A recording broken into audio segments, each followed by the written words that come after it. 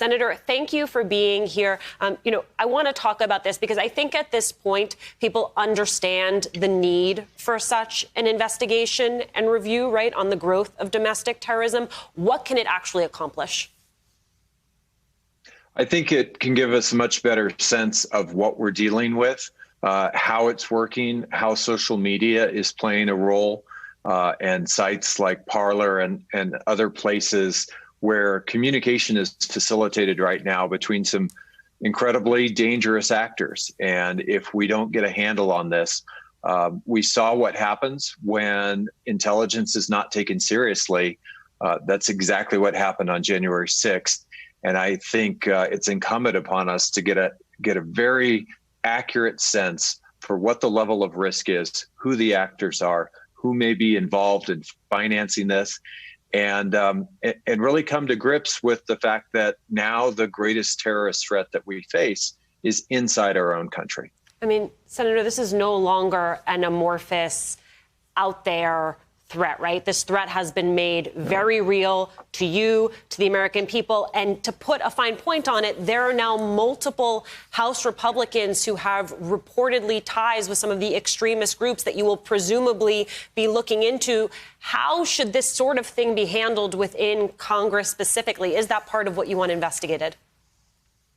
Yeah, we need to come up with tools for dealing with, a very different threat scenario than we've had historically.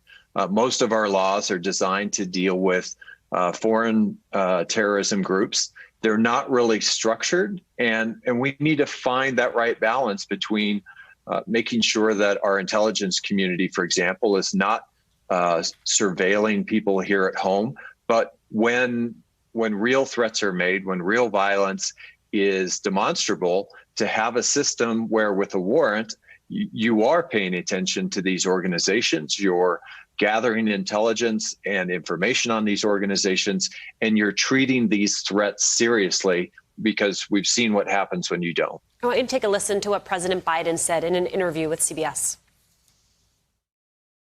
Should former President Trump still receive intelligence briefings? I think not. Why not? Because of his erratic behavior unrelated to the insurrection. I just think that there is no need for him to have that intelligence briefing. What value is giving him an intelligence briefing? What impact does he have at all, other than the fact he might slip and say something? Today, White House Press Secretary Jen Psaki said that the president was expressing his concern about former President Trump having access to sensitive intelligence, but reiterated that the issue is still under review by the intelligence community. But, Senator, I'd like to ask you to answer those questions that were posed to Biden. What value is there in giving former President Trump an intelligence briefing? Absolutely none. And he, as someone who sits on the Intelligence Committee and has seen how he communicates things that historically other presidents have kept very closely guarded to the world, often, tipping our hand to foreign actors. I don't think there is any necessity in having the former president have access to that kind of information.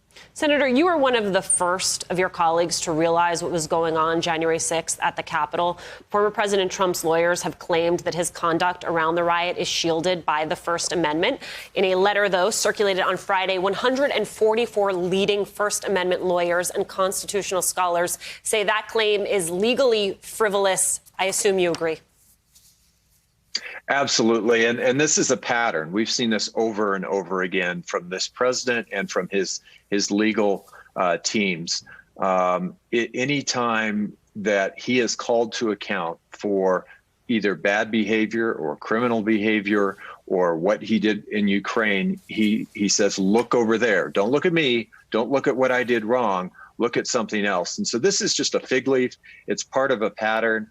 And I think, when it comes to the evidence came to us on January 6th, and I don't know how you can possibly ignore that.